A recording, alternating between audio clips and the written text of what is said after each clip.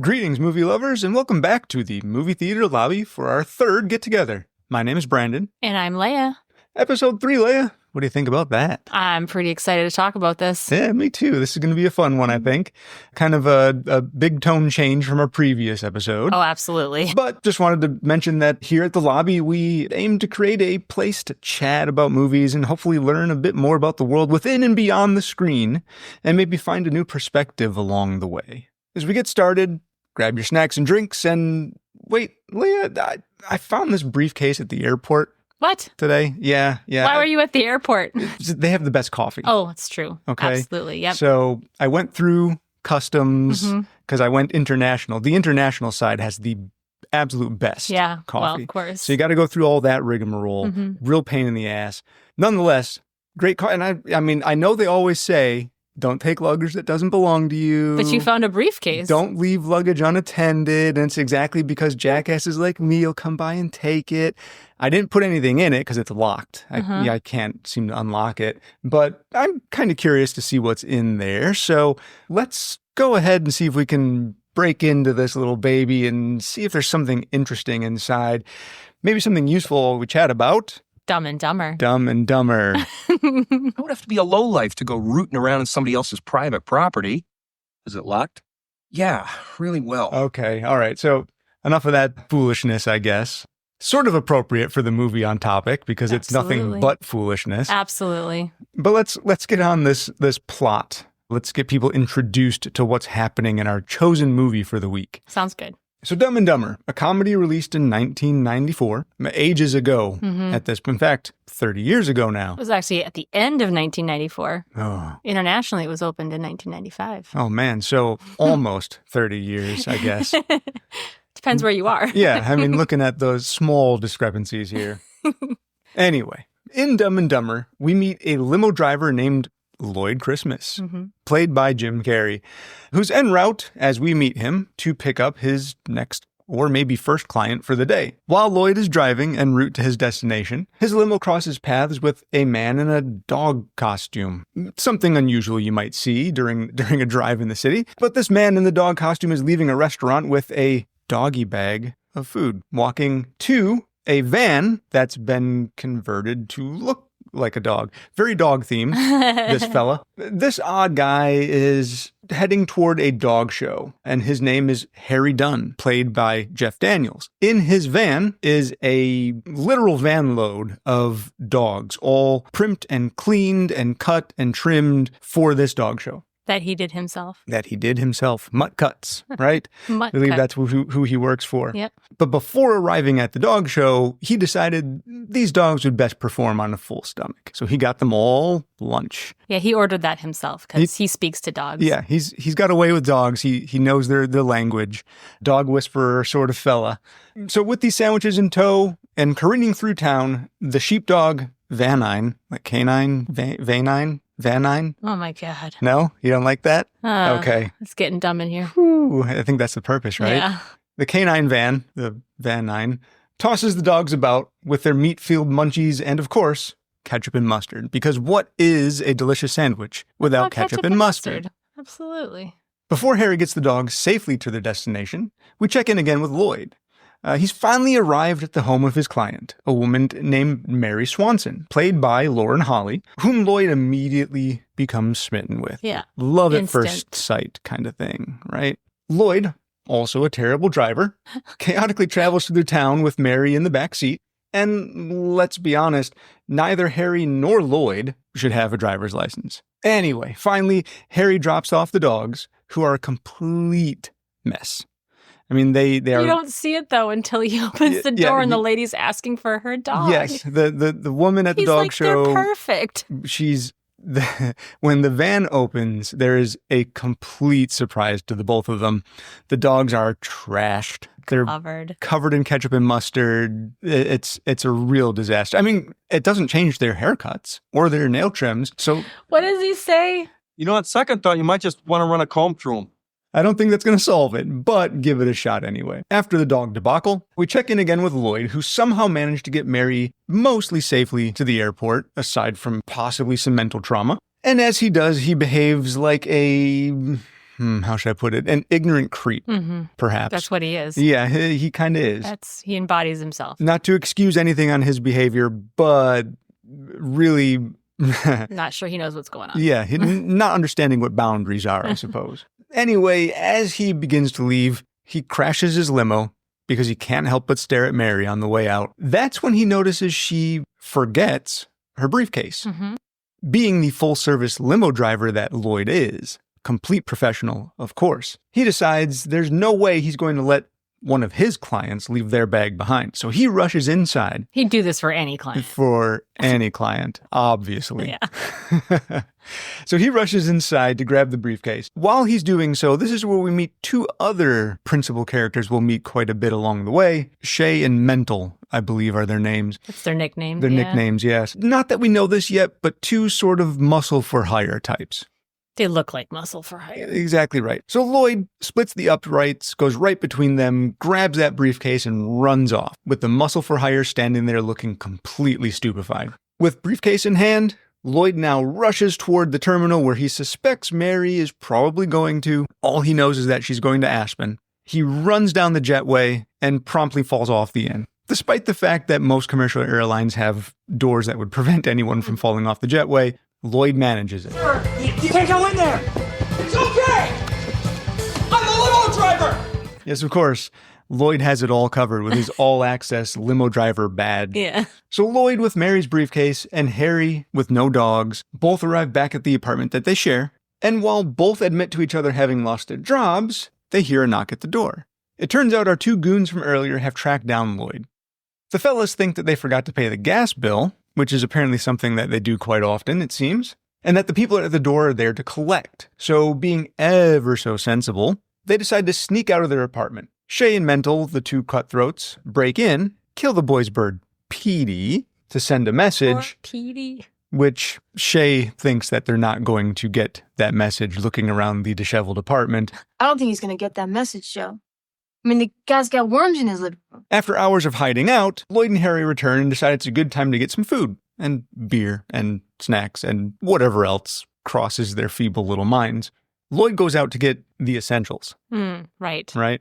On the way, he happens to lose his wallet and all of the goods, both essential and non, that he managed to procure, and comes home completely empty-handed, also finding out tragically that Harry's pet bird, Petey, has died via, of course, the absolute natural phenomenon of its head falling off. Yeah, its head just fell off. Yeah, it just happens when birds get too old. It happens when they get too old. Yeah, exactly right.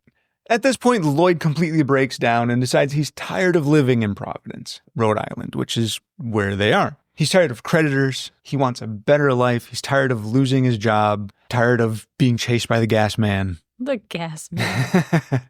And semi-manipulatively, he decides this is a good excuse for him to see Mary again. So he suggests to Harry, let's pack it up and drive to Aspen. Let's relocate, new life. Naturally. Right? So Harry finally agrees, and they load up the Van Nuys. Can't stop. It's actually an Econoline, but, you know. Well, it's a Van Nuys for this purpose. Okay. They leave a note for the gas man saying they're headed to Aspen, and the Dumb and Dumber road trip is now off and running. Officially. Harry and Lloyd are now leaving behind their old life in favor of new adventure, so let's follow their example this once. Probably not in anything else that they would do. No, don't ever follow any of their other examples, ever. And leave this plot behind, yeah? Yeah, nice. All right. Thank you so much. So Leia, we've got the plot kind of figured out up to the point where the adventure begins. So let's maybe look at our principal cast and the people behind the screen who helped bring us this fantastic little adventure. Who would you like to start with? Let's start with our two main characters. Two mains, as in Lloyd and Harry. Yeah, huh? Lloyd and Harry. Well, let's just kind of go with Lloyd. Name's Christmas. Lloyd Christmas. Lloyd. The first one we see, let's get into a little bit about Jim Carrey. Yeah. I mean, he's Canadian. He is Canadian. That's something. Mm-hmm. He had a tough life growing up. He did, right. Mm-hmm. Yeah. Him and his family, his siblings and his parents were literally homeless for a while, living out of their Volkswagen, I believe. And as a teenager, him and his brother were working security and janitorial overnight. At a factory. It's also worth noting that in the movie, you'll see Lloyd, Jim Carrey's character, with a chipped tooth. Jim Carrey had a chipped tooth for all of his, it's just capped. And the way that happened is when he was in school, there was a bully who would pick on him and actually cannonballed onto his face and broke that tooth. Yeah, so aside from having a bully and being homeless and working janitorial and security overnight at this factory, it was a rough go of things for the Carrey family. Yeah. But yeah, he got his, I guess you could say it was his big start on In Living Color. Well, even before that, so he moved to LA when he was just 17. Oh, right. So really young. But he got a regular gig at the Comedy Store. Yeah, that was kind of his first go at comedy. It's kind of what he wanted to do. And he actually even impressed comedian Rodney Dangerfield. Right. And he impressed him so much that he actually signed Jim to open for an entire season.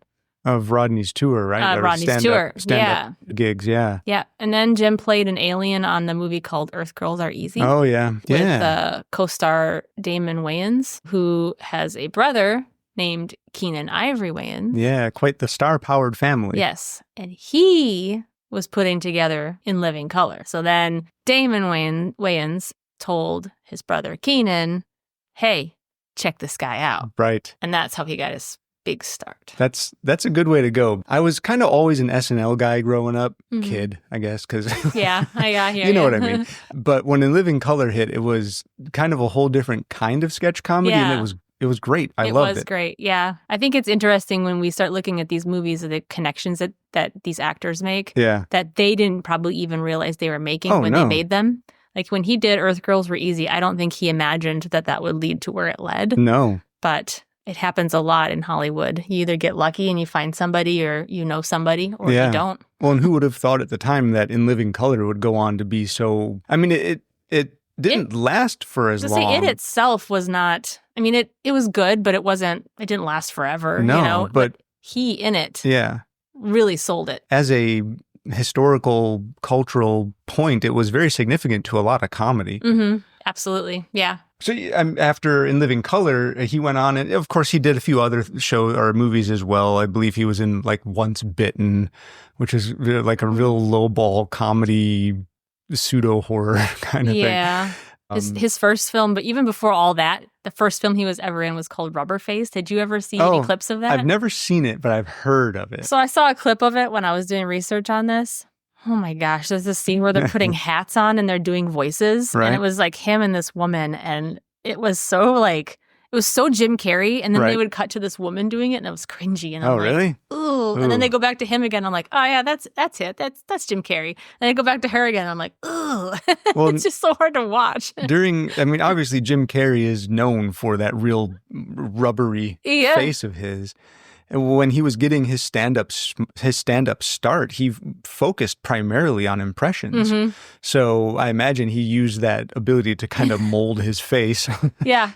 Several of those clips were interesting because he's so young in that. Oh, sure. Yeah. So, I mean, it was largely thanks to In Living Color that he got this role anyway. Obviously, the Farrelly brothers were told by the producer that they were supposed to get actors from a very specific list that the producer wanted. And nobody would agree to the role. They went through hundreds.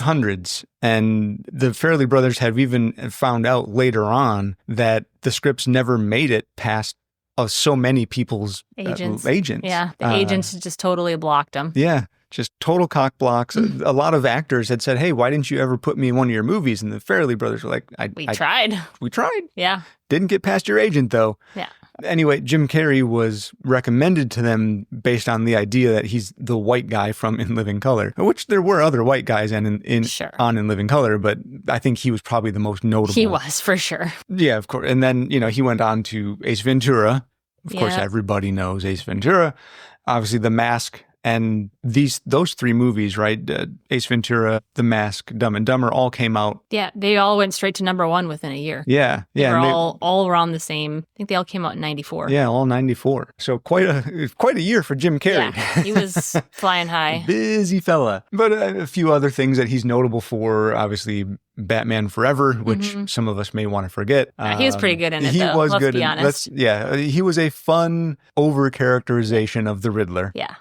The Cable Guy, which I love. I love the movie. Cable Guy. The Cable Guy. Oh, man. Liar, Liar. Such a good one, too. Another good one. Me, Myself, Show. and Irene. Me, Myself, and Irene, which another Farrelly Brothers film, right? He also did a lot of serious stuff, too. He did. The Number 23, Eternal Sunshine of the Spotless Mind. Yep. Truman Show, I guess you Truman kind of Show. put in that kind of hybrid area there. And then, of course, who would forget How the Grinch Stole Christmas? Yeah, I mean, the Grinch. probably the most perfect Grinch. representation of the Grinch. You think of the Grinch. You think of Jim Carrey's The Grinch. I mean, I was always an animated Grinch guy. Yeah. I still do like the animated Grinch film. But as much as I probably never wanted to like the live action How the Grinch Stole Christmas movie, happened.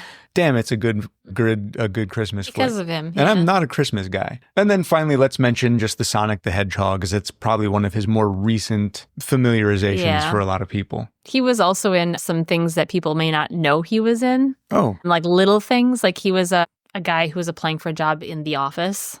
Oh, right. Yeah, I remember that. And it was just a very short, I don't know, maybe 30 seconds, a minute where he was in it and never again. Oh, is it like season 6 or 7, somewhere in there? I don't remember. He was applying for Michael Scott's job. Mm-hmm. Yeah. He played a Santa in Drunk History.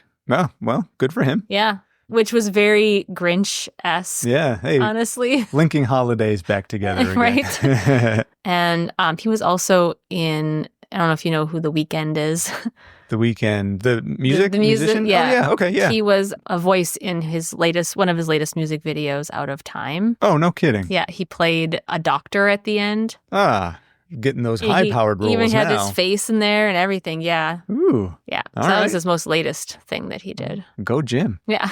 Keep on bringing home those roles, boy. And I think the last thing we'll mention, unless you've got anything else on Jim Carrey, is that someone else we will be mentioning here in a minute, but he did very briefly marry Lauren Holly. So briefly, it's ridiculous. Yeah, I think it lasted not even a year. Yeah. But, hey, it was a brief love affair. Yeah. Let's move on from Jim. Of course, he gets all the coverage. Everybody knows Jim Carrey. So let's move on and give some love to our buddy Jeff Daniels. He was the wild card, the surprise. Yeah, he was the one that most people involved in this film did not want. Yeah. Aside from Jim and the Farrelly brothers. Yep. They all were totally on board. And he was on board too. Yeah. But nobody else wanted him. Yeah. His agents didn't even want him to do it. Yeah, his agents didn't want him to do it. They even sabotaged him to get him to not take the role. The producers didn't want him. His agents didn't want him to take the role. They even trialed him when he was reading the script for the movie. Like when he was doing his lines, he was there for a week trial. Yeah, they had somebody on staff to take his place. The first full week. They shot, I think they said just a few scenes with Jim and the rest was just him solo. Yeah. Because they were expecting him to just can him and move on to someone else. And they couldn't because he was good. Yeah. I understand their skepticism. Oh, absolutely. Because against Jim Carrey. Yeah. All the stuff, the background he has. A very straight-laced, very dramatic actor put into this exceedingly goofy, over-the-top, goofy, ridiculous comedy role. Yeah. But he took it. How did the producers try to sabotage him? The producers offered him a very low amount of money to do this. $50,000. That's all they offered him. And when we tell you that's low, that's compared to what they ended up ultimately giving Jim Carrey, which was $7 million. $7 million. That's a big salary difference. On a movie budget of $16 million, $7 million went to Jim. And they offered Jeff Daniels $50,000, hoping he'd say no.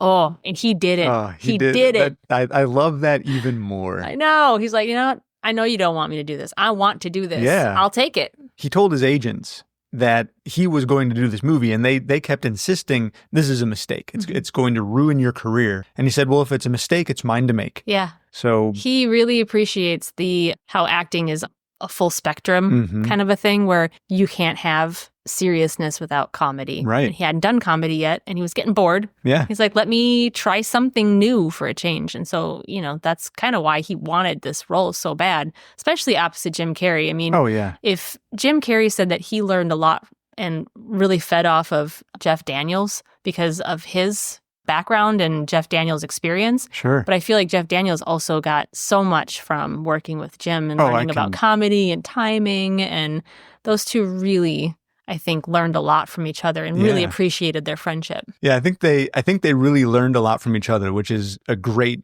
way to build a working on-screen relationship. Yeah, which worked really well. P.S. by the way. Yeah, it did.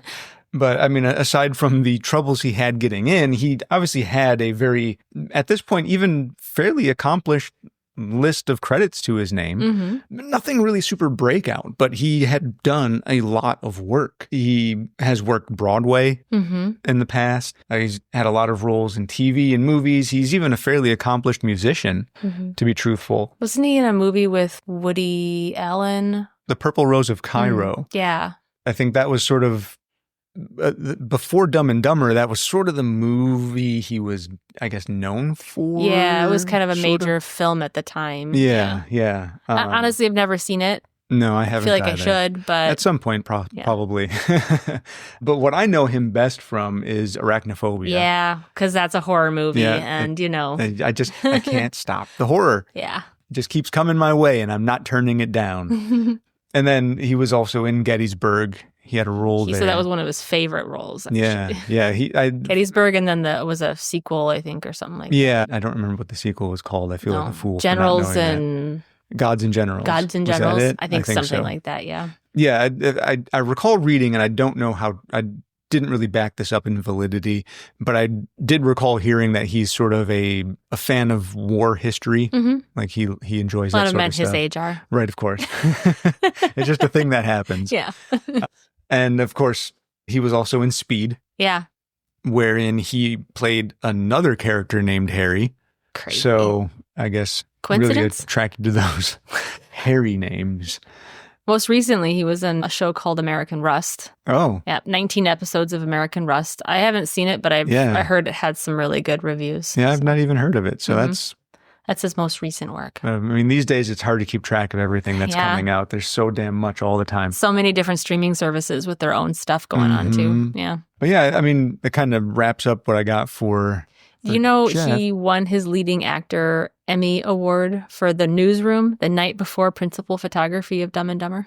Oh, no way. Yeah. Wow. So he won this Emmy for, The Newsroom. Right. And the night before, he went and did this photography scene for Dumb and Dumber. It's it's like going from one extreme to the other, And I think that's why his agents were just so surprised and really trying hard not to get him to do this, because they're like, why? Like, you got an Emmy. You're getting acclaim now. Yes. Stop what you're doing. I mean, a leading actor Emmy. And what are you doing? I feel like it was really appropriate to get a dramatic actor in his role, though, because between the two, I would say that Harry is the more straight man of the two. They're both completely ridiculous. Yeah. Don't get me wrong. Right. But I feel like Harry is the more semi-serious one of the two. You almost couldn't have them both being Jim Carreys, because they'd be fighting for screen time and attention. And it's not that Harry, I didn't feel like he needed to fight for screen time, but it gave Jim, I think, a feeling of, I don't need to fight for screen time. But he also would like to step back and let Jeff Daniels get some screen time too, because they had that kind of relationship, you know? So they had that trade-off. I think it worked really well. Yeah. It was a great duo after all. Yeah. Let's move on to just a few things to say about Lauren Holly. Yeah. Jim Carrey's one-year marriage. One-year marriage, as blissful or chaotic as it may have been. But she, of course, also is an accomplished actor with an extensive resume. She had her breakout role in the TV series Picket Fences. 88 episodes of Picket Fences. She's been in a long time, wasn't she in all but one of them, if I remember correctly? Probably. I don't remember what the exact statistic was, but she's definitely had a big role in that. NCIS. She was in NCIS? Yeah, she was in NCIS for a while. She does a lot of TV, I've noticed. Yeah, she does. Dramatic TV. Dramatic TV, as well as the series Motive. One I haven't seen, but she had a pretty good run on that one as well. But she has been in other movies, of course. The one that I know her from the most is Dragon, the Bruce Lee story. Yeah. Which I really enjoyed as a semi-fabricated biopic. So. She Bruce Lee's wife? Yeah. So I thought it was kind of interesting that there's a fight scene in Dumb and Dumber. Yeah. And he wipes his brow and does something, and it's a Bruce Lee move. Yeah, it's a very Bruce Lee move. Yeah. Yeah, and she was just in that movie, like the year or two before that or something. Yeah, I don't remember precisely when it was, but yeah. So I don't know if it was a nod or not, but it was funny. Yeah, I mean, it may have been a coincidental nod. Yeah. But yeah, I mean, and she was in What Women Want with Mel Gibson as well. I think that was kind of her other big notable What do women role. Want? I still haven't Did they ever figured it out. Did they ever find it out? No, I was hoping that movie would tell me. It didn't tell anybody. It didn't. Shit. It's not working. It's not working. Somebody figure it out and let me know. Yeah, she was also in a show called Family Law. That's the most recent one she's been in. Okay. It was 30 episodes of that. So that was a pretty big one for her, too. Sure. Yeah. You know, she turned down the role played by Courtney Cox in Ace Ventura: Pet Detective. Oh, did she really? Mm-hmm. Yep. But then later co-starred with Jim Carrey in Dumb and Dumber. So Yeah. she still did a film with Jim Carrey. Still had her chance after all. Still had her chance after all. Imagine had they met in Ace Ventura, would their marriage have lasted longer? No, probably not. Probably not. No. I don't know what brought their marriage to an end, but I don't think being in Ace Ventura would have saved it. No, I don't think so. I know she eventually married another Canadian man. Oh, really? Yeah, and they adopted some children in Canada, which is... Oh, she has dual citizenship now. Yeah. Yep. She likes Canadians. I like Canadians too. So yeah, hey, Canadians got a thing about it. I wish I were Canadian. Boy, do I. Boy, howdy. Boy, howdy. I'd even take the snow. Sure, why not, eh?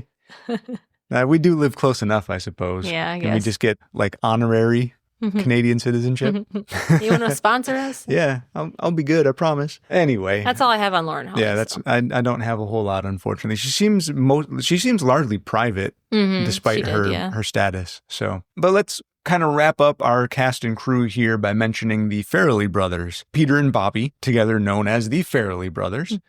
They've worked together on a lot, obviously mostly after this, because this was their first film, which is really quite a notch in your cap to say that Dumb and Dumber is your first. If you're a comedy duo, this is working really well. That's a big notch. Yeah.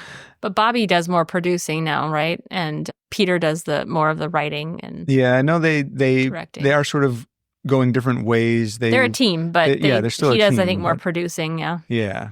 Yeah, I know that they've worked together, writing and directing on There's Something About Mary, Me, Myself, Irene, obviously Dumb and Dumber, Shallow Hal, and then a movie that I love that they didn't write but they did direct, Kingpin. So that's, that one didn't get as much acclaim as they had hoped. I think it didn't. It's got a big cult following.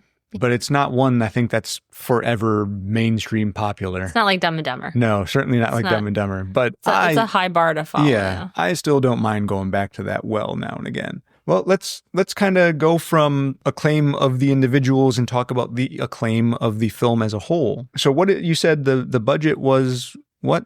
16 million. Yeah, 16 million. And it grossed worldwide 247 million. That's what I have too, yeah. So that is a large payday. It made back what it cost to make the film during their opening weekend. Did it really? Made 16.4 million on opening weekend. For a comedy movie. For a comedy, it's incredible. Go get it. That's awesome. Yeah. Yeah, I know it was number one for its opening weekend, and obviously to make that sort of money, it would have had to have been. So, all right, great for this film. I mean, it's off to a good start. Yeah. I mean, sadly, it's a comedy, so you're not going to get as many, awards and recognitions. Not typically. As you usually would for like a drama or, action movie or something. But it did win MTV Music Awards Best Comedic Performance. Certainly, yeah. I mean, you got this duo, it has to. Well, it won Best Comedic Performance for Jim Carrey. Sure. He was also nominated for his performance in Mask in the same category. Oh, wow. And then it also won Best Kiss. Ooh, between Lauren Holly and Jim Carrey. Yeah, it is not steamy. No. It is gross. That kiss is really, really bad. Yeah. But the two that announced that one were Chris Isaak and Cameron Diaz.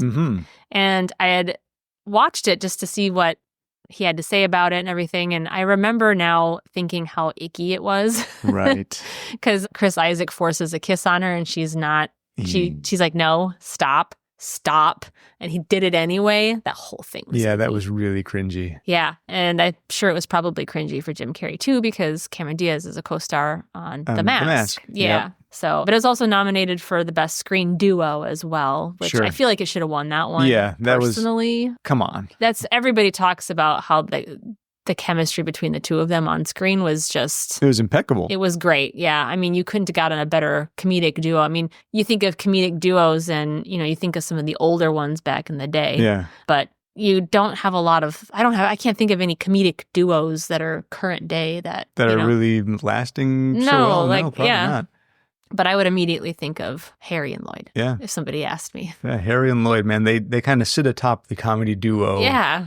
I mean, unless you go really old school, like you had said, I mean, Abbott and Costello or Laurel and Hardy, those sorts of things. That's the ones I was talking about back in the day. You had lots of comedic duos that were just so good together. And I feel like they kind of had that same feeling. Yeah.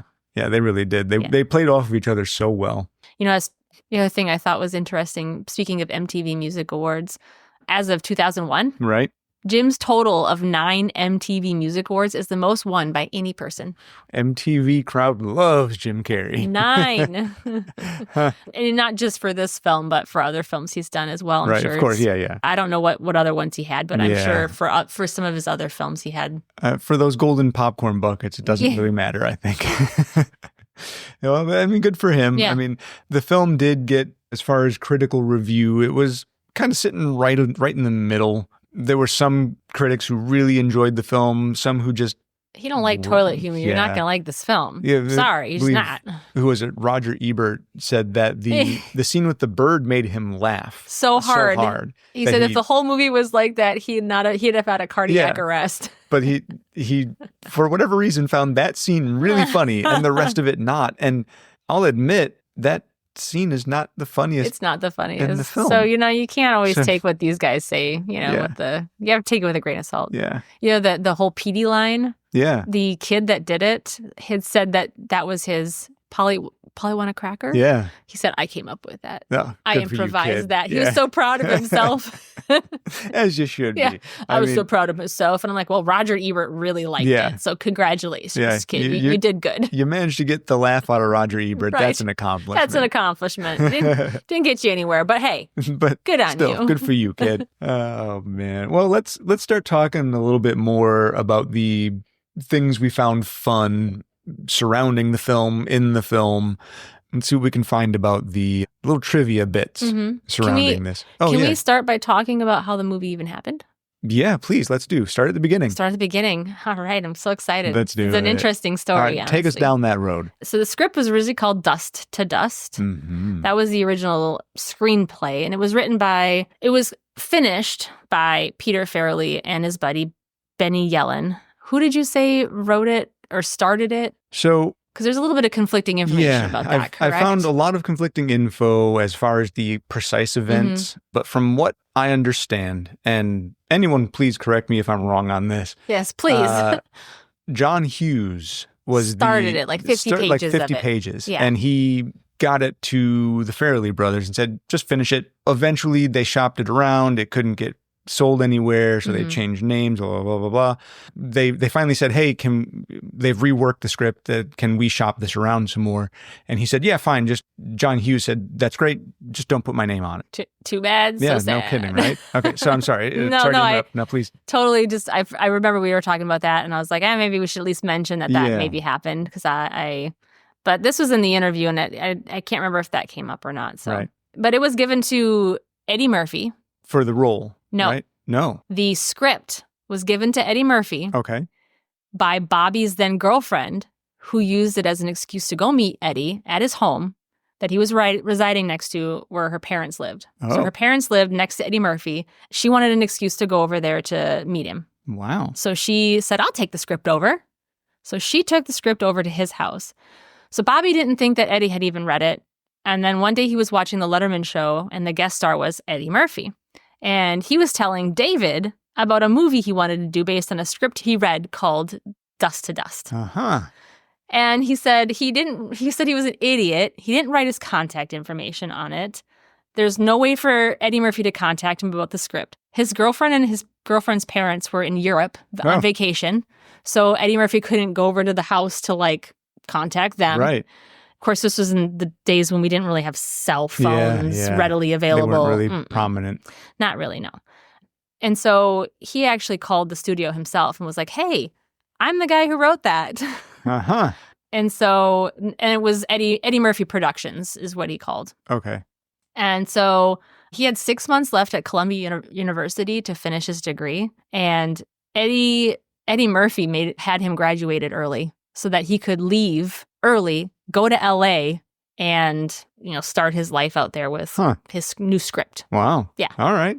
The screenplay then became Go West, and then they tried to call it Dumb and Dumber, but then they had to change that title because none of the agents would deliver their script because it was called Dumb and Dumber. Kind of an odd title to shop around. So then they changed the title from Dumb and Dumber to A Power Tool Is Not a Toy. Which is pretty intriguing.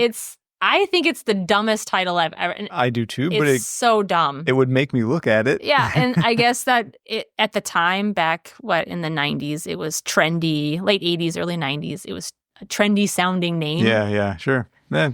So once the script was started to be picked up by people and read, they decided to change it back. Uh-huh. So they just had to get it in people's hands and reading it, and then they changed it back to Dumb and Dumber. And of course, it's gone through many iterations since Dust to Dust. Sure. It probably was not the same exact script, but it had a very similar premise. Yeah, I do recall reading that the original concept for Dust to Dust was still two idiots working together, but a very different premise. Yeah. They had just over 100 actors turn down the role for the movie. We had talked about that. It took them like 4 years to come up with the casting because they just kept getting turned down. I mean, the script was being written for 4 years, but during that whole time, they were still looking for people to cast in this movie. Yeah, I mean, who were some of the people that they had tried shopping around to? You want to give us a bit of that list? I wrote a bunch of them down. I didn't write all of them down because there were so many. That list would go on for forever. But just give us a few highlights. So there's Steve Martin and Martin Short turned down, I think, the part of Lloyd. Nicolas Cage was too busy shooting Leaving Las Vegas, so he wasn't able to do it. One of your favorites. Yeah, I do like that movie. The Farrellys actually entertained the idea of bringing in the Coreys. Corey Feldman and Corey Haim. Yeah. Corey Feldman playing Lloyd and Corey Haim playing Harry. But New Line Cinema CEO Robert Shea wouldn't allow that because he didn't think they were relevant anymore at the time. I think that's a good idea. Yeah. Woody Harrelson actually would have been in it had he not lost a game of pool with Pete Farrelly. Right. So they actually had a bet to see. He's like, I'll be in it, but you got to beat me in pool. Right. And he didn't win. They were actually roommates, I believe, too, at one time. And he said he was roommates with Woody Harrelson. And at the time, Woody Harrelson was really not doing very well. He was not successful. So they kind of, they probably had like a kinship there. I feel like I could have seen him in a role. Oh, I could have seen him in that. Yeah. He had done great. Yeah. I think I have a couple. Oh, Gary Oldman. Yeah. Ben Stiller. Eddie Murphy was also considered as well. And Mike Myers. Do you have any others that are of note? Like I said, I didn't write them all down, but like Chris Elliott and Rob Lowe. I mean, the list goes on and on. These are all stars that they had on the list they were supposed to try to get, and they all said no, or their agents were like, hell no. Yeah, either real big talent at the time or at least fairly well-known comedians, all who have been fairly established at the point, trying to get into this role, or at least the producers were trying to get them into these roles, and it was not happening. But one of the producers finally gave the script to Jim Carrey. Mm-hmm. And the Farrelly said it was like he immediately understood the role of the script. And that was kind of when they decided that's kind of who they wanted to have for this movie. The white guy from In Living Color. Yes. They actually originally offered him only $350,000 to do the movie. Right. That was their original offer. And Jim Carrey passed and said, no, I want $400,000. And they're like, well, we don't want to give you $400,000. Yeah. So they kind of waited on that. And then Ace Ventura came out. And it was a huge success. And so the producers came back and they're like, all right, we'll give you $400,000. Jim was like, no, too late, pal. I want $500,000. And the producers said no to $500,000. They're like, we're not going to give you that much money. Right. So another week went by and Ace Ventura was number one again. Uh-huh. So they told Jim, all right, we'll give you $500,000. And Jim shot back and he's like, no, I want $750,000. So long story short, it got up to $7 million, and that's what he got paid. That's an intense negotiation. Yeah. Well, if they had just given him what he asked for at the very beginning, they would have been out $400,000, not $7 million. Yeah, that was them sitting on their hands and not just grabbing the bull by the horns, man. Sometimes you just got to take a chance on that negotiation and take the lowball offer, man. Yeah. I mean, to their credit, the Farrellys were extremely happy that he got the $7 million because they feel like every actor should get paid. Yeah.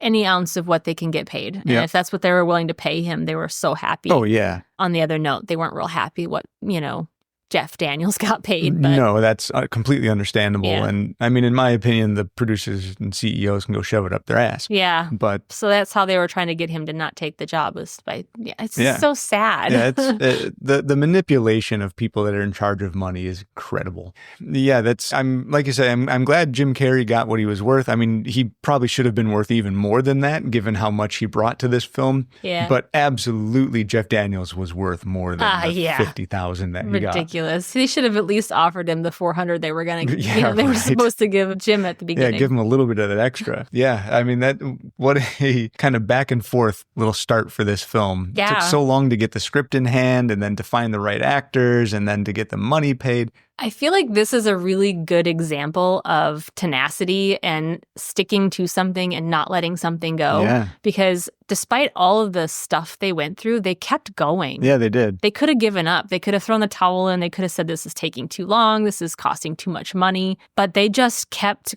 going. Yeah. And it paid off. Yeah, the determination went, man. Yeah. And then really surrounding yourselves with people that believe in you too, because you don't have that, then you're not going to have anybody doing any. I mean, the things that had to line up to get this to all come together. It's just ridiculous. It sounds like it was such a heartache along the way. Yeah. So that's how Dumb and Dumber happened. Yeah. Yeah, it's a long and storied history there.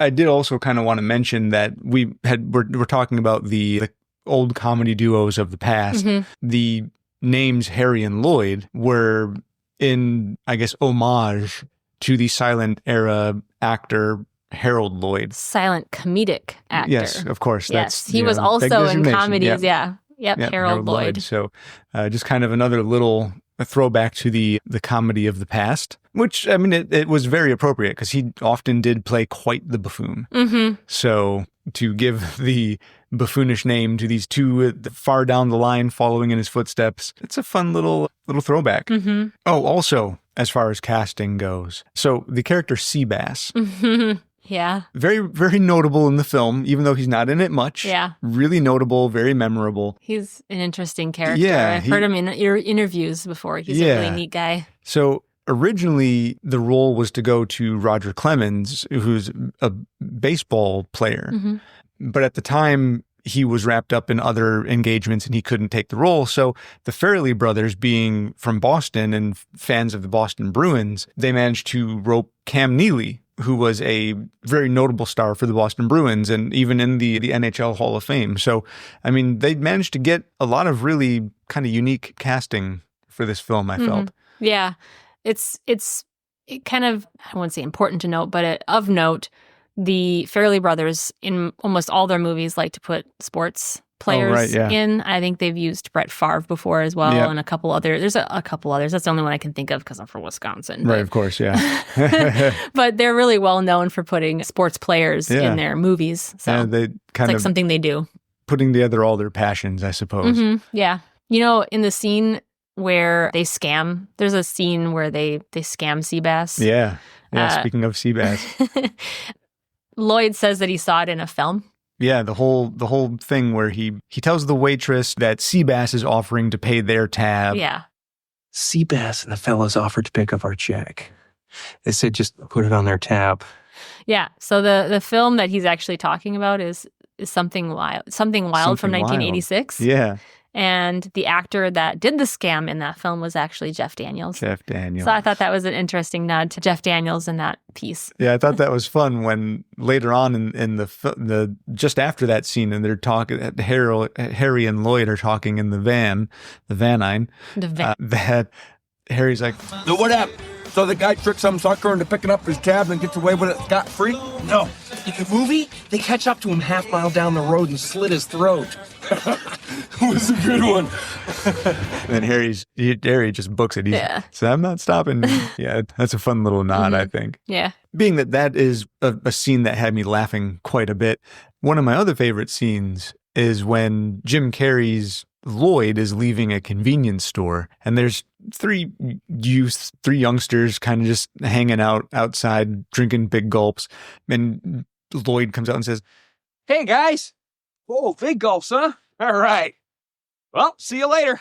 It turns out that those young people were there just watching the filming, and that scene was not in the film at all. It wasn't in the script. Jim Carrey completely improvised it. They filmed it anyway and left it in. So I thought that was kind of a fun little nod to just, hey. They weren't even stand-ins, or what did they call them? No, not extras. Extras at all, They were just some people watching the filming. Yeah. So kind of as another thing that I feel is worth pointing out, something I may have noticed in the past but completely forgotten that I've noticed, and is actually pretty obvious, so I don't know how I've not noticed it before. And it was actually while we watched it together for this episode that you had pointed it out. The opening credits contain intentional misspellings. And I never noticed it before. Yeah. So like I say, we may have noticed it in the past and just not really noticed it. Like just went, it's Dumb and Dumber. Yeah, it's just a thing that goes with this movie. Duh. But for whatever reason, this time around, I was like,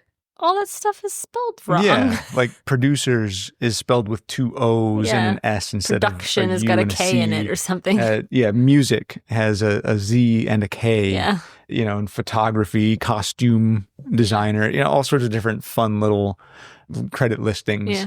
So that seems like they had a lot of fun with just being random in this movie, which is great because that's what this film is for. The Farrelly brothers, I think, admitted to 15% of this movie was improv. Yeah. Something along those lines. I'm surprised it's not more, honestly, given Jim Carrey. Yeah. But I do know that they allowed a lot of room for, especially Jim Carrey, but also for Jeff Daniels to just have fun and improvise and do fun things. So there's 2 scenes that I think are the funniest scenes in this movie. All right, for me. lay it on me. And they're both improv scenes. And one of them is... "Hey, want to hear the most annoying sound in the world?"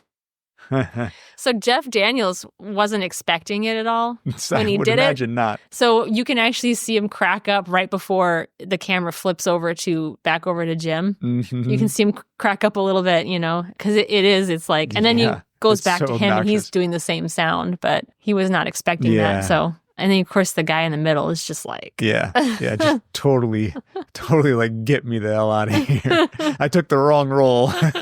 That is so obnoxious. We're I don't know if we should use that one. Yeah, we may spare you that one, actually. Yeah, you can go watch that one yourself. Yeah. There's also a scene in the bar where he's talking with, what do they call her? She ends up being Athletic Beauty. Athletic Beauty, like that. I think to cover up who she really is. Yeah. But he's talking to her in the bar, and he's getting ready to leave. And as he's leaving, he looks at a prop on the wall. Yep. And the prop on the wall says, "Man walks on the moon." And and he kind of looks at it, and he says, "No way. That's great. We landed on the moon!" And he walks out, and the woman who played the Athletic Beauty or whatever, she said that everybody was just having the hardest time. Oh, I can only imagine. Not cracking up laughing. I read that you could see her cracking up, but I couldn't see her crack up laughing at all. But man, I would have lost it. So. Oh man, it would be so hard for me. I'm really prone to laughing and smiling at just the smallest, stupidest things. It'd be so hard for me to keep my composure on sets, especially with people that have that much comedic presence. Creative, yeah. Oh man, I wouldn't last. So coincidentally, Jim Carrey went on to play Andy Kaufman in the movie Man on the Moon. Oh, that's right, he did, yeah. In 1999. Yeah, all because he noticed this prop on the wall. That prop stayed on that wall. It's still there to this day. Oh, is it really? Yeah. What is the motel that they were in? It was the one that was in The Shining. Oh, yeah. So the Danbury Hotel is the name of the hotel in the film, but they used the Stanley Hotel. Yeah. He actually spent the night in one of the rooms at the Stanley Hotel. And one of the guys who does the tour, I guess, said that he tells the story anyways, and I don't know how much truth there is to it. But 3 hours after Jim Carrey fell asleep, he ran out of the hotel and did not want to go back in that room again. He stayed in the infamous room 217. Yeah, of course. Yeah, and did not want to go back in that room again. And he says, to this day, Jim doesn't tell anybody about it, doesn't want to talk about it. And, well. And how much of that is either the man embellishing or how much of that is Jim Carrey just being Jim Carrey and creating a story for himself? Yeah, that could be it too. So there's a lot to wonder about there, but still it's a fun story nonetheless. It is a fun story nonetheless. I mean, I'd want to stay in the hotel too. Yeah, hey, I'm ready to go to the Stanley Hotel anytime. Yeah. I'm a skeptic by nature, so good luck, Stanley. Yep. Yeah, so I mean, what else have you got about good old Dumb and Dumber? Jeff Daniels, I was listening to an interview with Jeff Daniels, and he talks a lot about a lot of other actors that come up to him and tell him how funny he was in Dumb and Dumber. And he said it really surprises him because he never really thought that people... So, for example, Clint Eastwood. Oh, right. Came up to him on a golf course once and told him, I can really relate to that toilet scene where you're pooping on the toilet. Oh, right, the laxative. Yeah, the laxative scene. And Jeff Daniels, when Clint Eastwood came up to him, of course, Jeff Daniels was like, oh, God, here he comes over. He's going to say something. And he starts talking about Dumb and Dumber. He's like, oh, man, he's going to, going to rip me apart for it. No, I can really relate to that. He said, that happened to me. Oh, no. I was on a date with my girlfriend and ate something wrong and did the exact same thing. He said, I really related to that scene in the movie. So I think that's one thing that surprised Jeff Daniels is that a lot of people come up to him and tell them not only that they love the movie, but that they can relate to it in some way because we're all a little dumb sometimes. Yeah, we all do stupid things. Right? So we can relate to some of that a little bit. Maybe not occasionally. Entirely with the character, but we can relate to a few things here and there, I'm sure. Yeah. I mean, who hasn't gotten their tongue stuck to something cold once or twice? It's probably happened to me as a kid, or at least I thought about it. Yeah, right. There's also a scene where Harry tells Lloyd to throw salt over his shoulder. Oh, yeah, the sea bass scene. Yeah. It's actually similar to a scene in the Three Stooges short Beer and Pretzels. All right. From 1933. Back in the day. Ted Healy throws a salt shaker over his shoulder and causes a fight in that scene. So, interestingly, the Farrelly brothers went on to direct the Three Stooges in 2012. Yeah. Yeah, the connections to old movies for the Farrelly brothers seems to continue to ring. It's I don't know for certain, but I could only hazard a guess that they've seen a few really classic comedy things. You can only hazard a guess. There's also another scene that I think just made me crack up laughing. It's when they're in the hotel and they're wiping their faces with the money and they're crying. Oh, right, yeah. Pacific Bell commercial. Yeah. Did you know that Jonathan Brandis is the kid? Yeah, little tiny Jonathan Brandis. I didn't know that. You didn't know that? No. Oh, no. So when I read that, I was like, I got to watch it. So I watched it and I'm like, sure as shit, there he is. There he is. Little J-Bra. Yeah. Not with us anymore. It's sad. Yeah. I only have one other stupid piece of trivia for you all. All right, well, let's lay it on. I feel like since we're doing Dumb and Dumber, I can... Let's put it in here and we'll use it or not. So there's a scene where they're riding that mini bike. Yes. And he's got snot all over his face and he gets peed on and... I gotta stop or go to the bathroom. Just go, man. Oh. That's really warm. I know what the model of that bike is. Oh, you do you? And it's kind of funny. Okay, give it to me. It's a Taco 22. All right, that's all I needed to say. All right, yeah. You can go on to something more important now. Yeah, I do like that model name though. I thought it was good. Who is the marketing automotive genius who's like, hey, this we're looks gonna make ridiculous. This motorbike. This is going to be called the Taco 22. Wonder what tacos 1 through 21 was like. Yeah, I mean, did they crumble? I know when I try making taco shells, I'm not very good at it, and I'll either burn them or break them. No, this was the best one. So this was the 22nd iteration was the best. That's what I'm thinking. Yeah. Took a long time to get there to master that taco, but they finally got it. They got it. Way to go, Taco 22. 80 miles to the gallon on this hog. So... just a few more things to mention as we're kind of wrapping up here. We would be remiss without saying that following the success of this film, there was, in 1995, an animated series that was produced. Didn't last long, only a single season, and it's pretty obvious why. The script was written by Dumb and Dumber co-writer Bennett Yellen, but he was the only connection to the film aside from just the property itself. No other actors had reprised their roles. Farrelly Brothers didn't come back. Yeah. The Van Nuys came back, even though obviously they sold it. Took me a second to remember what that meant. But yes, I know. Yeah. Here's Brandon using absurd, ridiculous terms again. So the canine van comes back, even though they sold it in Aspen in favor of the Taco 22. You had to get it back. They got that back, as well as a female purple pet beaver. Named Kitty. Oh my God. Can we just not dial Should we move on to the next thing? We should move on. Okay. Moving on to the next thing. I do love the color purple, though. While we are embarrassed for Dumb and Dumber, let's continue that by saying in 2003, there was a prequel to Dumb and Dumber made called When Harry Met Lloyd. Another failure. And again, nobody came back for this one. New actors. It was supposed to take place, I think, like 8 years before the original film. So even not that far previous, but completely different actors. None of the writers came back. It was the whole film was pretty well hated by critics and audiences alike. It didn't perform well. I'm surprised just based on its performance that the studios even considered allowing a sequel to Dumb and Dumber in 2014, but they did.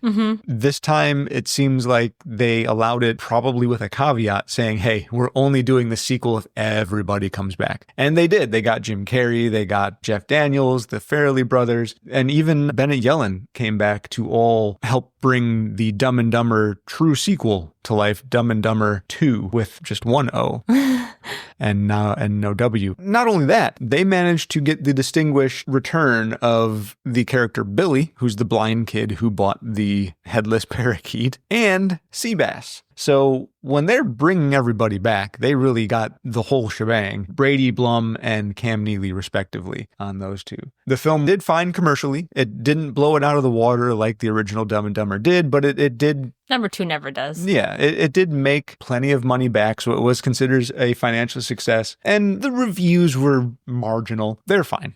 Sure. It was not going to win the top rounds of acclaim. Probably will never hit the cult comedy status, but it's fine. Well, can't ask for much more than that. I mean, you can, but you know, that's a good place to be. Yeah. So, I mean, the last thing that I have to mention is really the only thing I would put in the spoilers territory. And really, I think this is the first time I don't even mind not giving a big spoiler alert on this one because it's really not super huge. Okay. But I will, however, say, if you don't want to hear something about the ending of the film, get out now and come back later. You're going to talk about alternate endings? Yeah. Okay, yeah. Well, I put that in my spoilers section. Did you? Okay, so let's do this. If you don't want to hear spoilers for Dumb and Dumber, ever so critical spoilers, things that'll break your mind if you hear and have not seen this film, it's time to go exit now. Go watch the movie. Man, you are one pathetic loser. No offense. Okay, I think we've given people enough time to exit. Nobody left this time. Oh, weird. Nobody left, so I think we're fine. Okay. Go ahead and why don't you start?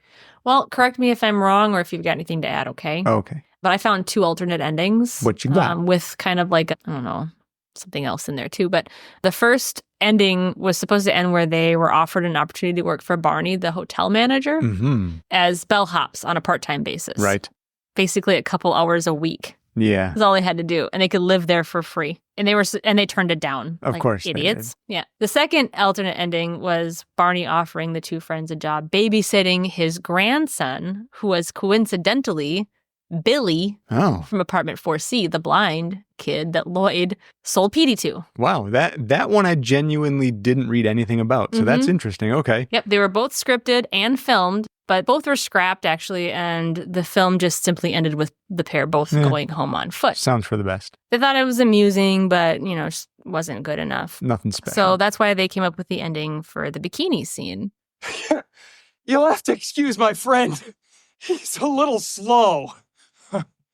The town is back that way. When they went to shoot it, the studio wanted Lloyd and Harry to actually get on the bus for like a typical happy ending to the scene. Send the boys off happy after this really bad misadventure. So this is kind of like the third alternate ending, was that they actually get on the bus.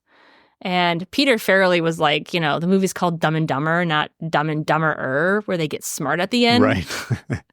So they're too dumb to get on the bus. Yeah. Studio said, well, let's shoot it both ways. That's their peacemaker. Compromise. Yeah. They had a feeling that it was a trap, so they went to Jim and they told him about what the studio wanted to do. And Jim said, I'm not stepping on that bus. I won't do it. Good. That's in quotes. I won't do it. Stick to your guns, man. And the Farrellys were like, okay, we all agree. So they never shot the other scene. When they went back to the studio, they told them they ran out of daylight and they couldn't do it. Nice. So not only did they not do it, but they totally lied to them about it at the end. Good. Yeah. Good. Just so they didn't have to do it. But truly, like that, it's a trap. Yeah. Like they just wanted you to do both ways so that in the end they could pick the one they wanted. Exactly right. If they don't have the one they wanted, they can't use it, can they? Yeah. No, you can't get it anywhere because it doesn't exist. I love that. Yeah, I think that's a great little fact of the actor and the writer directors sticking together, saying, no, screw the studio. We know what's best. If I don't do here. it, they can't. What are they gonna do? Fire me? Yeah, exactly right. We've already pretty much. I'm sure they probably finished most of their filming at the time. Yeah. So they're not going to hire somebody else that after they've already paid Jim Carrey this incredible amount.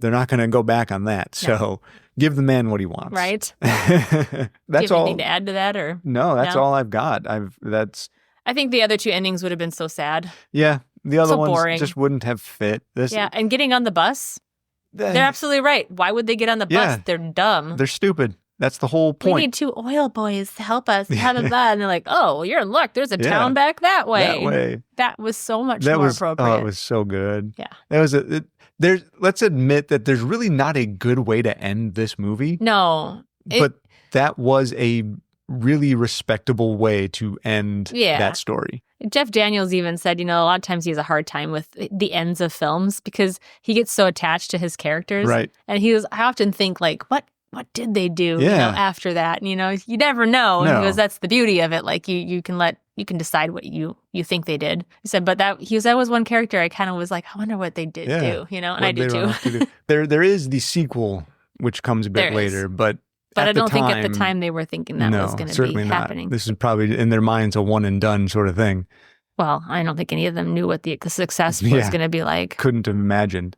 There was an extended version of the scene where Harry gets his tongue stuck in the frost. Oh, yeah. And Shay is at the hillside and tries to shoot him, and she misses. And she hits a mime in the hand. Oh. I mean, I can see why they cut that out. It's so superfluous and doesn't have any And it doesn't fit the mood of the film. Yeah, so they got rid of that one. And then the other thing I thought was really interesting is that in both the theatrical version and the director's cut, Petey, Harry's pet bird, gets killed on screen. However, in the extended version, which is what we saw, Petey is heard squawking, and the sound effect of Petey's neck is being snapped by Joe Mentoliano, or Mental. Mental, yeah. You can hear that in the background. Yeah. There's a few scenes in the extended cut that I'm really glad that they left out of the theatrical version. Yeah. I mean, I feel like the homophobic jokes were a little much in this film. There was really only, I think, like 2 sequences that were mildly offensive. Talking about the one in the bathtub? The one in the hot tub, yeah. It's mildly offensive, but it's also because they're stupid just so fucking that stupid. It's kind of funny. Yeah. Yeah, because it's ridiculous. But it's best just left on the floor. Honestly, it doesn't add anything to the film. So it was, I think, purposefully left out of the theatrical cut, and for good reason. Yeah. There's also a scene, the little old lady scene, where he gets all of his stuff stolen. Yeah. They actually don't show that scene. There's a couple international versions of this movie. They won't show that scene. And I couldn't find any reason why. I don't know what the reason is, but they don't show that scene. Wow. In some of these international versions. Maybe the rest of the world doesn't want to realize that an old woman could steal all your stuff. Little old ladies he was so mean to her. He was a dick. Yeah, he deserved it. He got what was coming. She was not necessarily a mean old lady. She was a smart old lady. Yeah, Teach that jackass a lesson. Teaching him a lesson. Well, I mean, that wraps up what I've got. Have you got anything else? Yeah, no, I think that's it. Well, Leia, I think barring anything else, we're going to shut down the lobby once again. But thank you for our listeners for giving us your time and spending it with us here. Oh, Leia, check it out. I finally got this case open. Well, you've been working on it for so long. I know it's been a minor distraction. I've tried not to let it show through. But, Leia, have a peek. Nope. Don't open it too much. But there's a bunch of cash in here. Yeah. Shh. Shopping spree. That's shopping spree indeed. I think, as the law states, it's finders keepers. Losers weepers. Losers weepers. So we got to get out of here and go spend it before someone else can find it and keep it. Okay, yeah, we don't want them to be doing that. No, because the law is the law. It is. And I refuse to break the law. But before we go, I suppose we should at least take care of the last piece of business here. Mm-hmm. If our listeners would like to interact with us or the show, you can find me, Brandon McLeavy, on Facebook as Brandon McLeavy. It'll be the profile picture with the frosty beverage. Or find me on Instagram, much more easily, BrandJNRP. And Leia, where can our listeners find you? You can find me, Leia McLeavy, at LM Nerd Room on Facebook and Instagram as well. And of course, you can find the show at The Movie Theater Lobby on Facebook and YouTube. And at The Movie Lobby on Instagram, because as I always say, The Movie Theater Lobby was too long for Insta. And you can find the show as well at themovietheaterlobby@gmail.com. And let's not forget themovietheaterlobby.com. We'd love to hear what you all think about the movies we talk about. Anything we get wrong, feel free to send us corrections. Anything you want to add, maybe some fun little things you missed that you think are super cool. Just say hi. Just say hi. Send us your memories of the movies. Let's chat a little bit. Let's chat. Just as a final quick acknowledgement, please stop by your pod service of choice, Apple Podcast or Spotify, Podcast Addict, whatever you use. Give us a rating and review. Please send us some love. Help us get some notoriety out there. Only if you like us. Only if you like us. But even if you don't and you just feel like maybe you want to help somebody out, give us a nice review and some stars and send us up the charts or something. But yeah, so with all of that administrative business out of the way, we will bid you adieu a third time. Don't forget all your snacks and stuff. You paid for them. Might as well take them with you. I'm not your mom. Yeah, we got a trash can on the way out. Just dump it in there. And with that, we'll see you. Thank you again. Thank you, Brandon. Thank you, Leigh. There's really nothing to worry about, Mary. Statistically, they say you're more likely to get killed on the way to the airport. In a head-on crash or flying off a cliff or getting trapped under a gas truck. That's the worst. I have this cousin. Lloyd, could you keep your eyes on the road, please? Oh, yeah. Good thinking. Can't be too careful. A lot of bad drivers out there.